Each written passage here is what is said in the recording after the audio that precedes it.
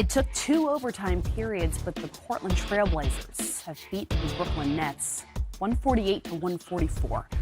Yusuf Nurkic led the way with 32 points and grabbed 16 rebounds as well as Damian Lillard added 31 and dished out 12 assists. The Blazers continue to battle for playoff position in the Western Conference and have played surprisingly well without C.J. McCollum in this lineup. Unfortunately, despite the end to this game, the means in the final minutes were a gruesome leg injury to Yusuf Nurkic. Welcome back into our NBA TV studios. He's David Griffin. I'm Kristen Ledlow. We're wrapping up this 4-game Monday night and just a devastating end to a game, to a season, to what had become the viable third option on this Blazers team. Yeah, and it happens tonight in a night where he was very clearly carrying them to a huge degree for a very large portion of this game.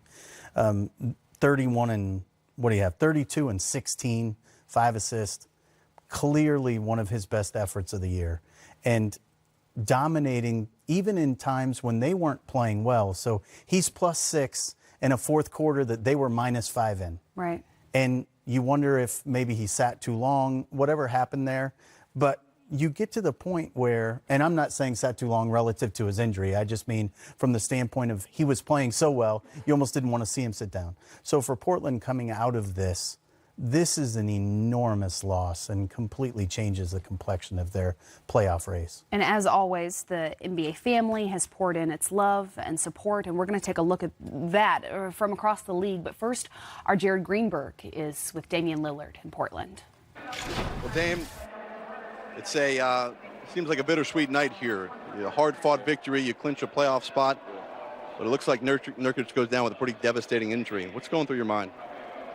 It's tough, man. I think, we fight so hard all season long, and our starting center, one of our main guys goes down on a big night for us going into the postseason. It looked bad. It's kind of discouraging to see that, but especially with CJ being out, it's just another thing. More adversity seems like at the wrong time, but now we gotta, like I said before, we gotta lean on each other even more, and we gotta trust guys and count on guys to step up into his role and do it by committee. How tough was this game for you guys tonight? You were down by 10 with about 5 minutes to go and came back and forced overtime and then double overtime. Yeah, I mean, they're a scrappy team. They play hard. D'Angelo Russell's having a great season. And they're a tough team to play against. They defend hard. They make you work. They're physical. A lot of guys attack and aggressive on the offensive end. They're just a handful. And for us, we just had to keep our composure down the stretch, just keep playing team ball. Keep moving it as much as we can, and then come up with stops when we need to, and I thought we did that. Dame, you've been known for digging your team out of holes in the past. With CJ down, as you mentioned, and now Nurk, is this going to be the biggest challenge of your career? I say so.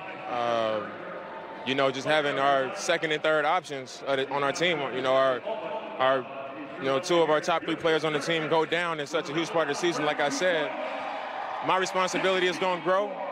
But that also means that my trust in everybody else has to grow because I know teams going to come for me and try to take me out. So that's how it's going to have to be for the rest of the year. Well, congratulations on making the playoffs on a very tough, bittersweet night for the Blazers. Thank you. Thanks, Damon. Buddy Hield tweeting prayers for Nurkic, and across the league, the tweets just poured in. Griff. Donovan Mitchell tweeting the same. Rudy Gobert, you hate to see this. Get well soon, big guy. Sending prayers to Nurkic from Trae Young, just a couple of miles down the street. DeMar DeRozan, the same thing. And time again, we see the NBA family send their love, their support. Yep. Right. What I think is the most telling about this is these are competitors. And no one wishes this upon anybody else. Right. And there's such an understanding of the sacrifices these players make, the work they put in, the time they put into their craft. Everyone understands within the league how gruesome an injury like this is and how much more work it's going to take to get past it. And at the same time, I think everybody would be of the mindset that you do get past it. You do have the opportunity to work your way past it. And it's just a devastating thing for Portland and for Nurkic himself. Because the Blazers did lock in a playoff berth, because we still need to break down the basketball game at hand, can you tell me a little bit more about what you were seeing from Yusuf, as this is a team that has been looking for a consistent third option all season long? Yeah, so again, just the irony and the agony for Portland that it's a 32-point, 16 rebound, 5 assists, 4 block night that leads up to this injury. He was literally the embodiment of everything they were hoping for in a third guy. So that's what they lose, and it's just ironic and horribly painful for Blazers fans and for their organization, and obviously for Yusuf himself, that he's not going to get to be this heading into the playoff race in all likelihood. We don't know, but in all likelihood. Here we see him, they're running offense through him at the elbow. He's going to post up and seal deep. Now this is on Jared Allen, who ended up fouling out of the game because Yusuf was a load tonight, and he was requiring everyone be thrown at him. Ed Davis fouled out of the game tonight as well because he was so effective in the paint. Here his passing ability, the 5 assists, come into play.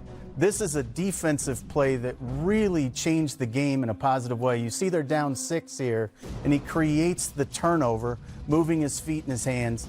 Defensively, significantly better than their alternative at the position, and it was playing out that way tonight as well.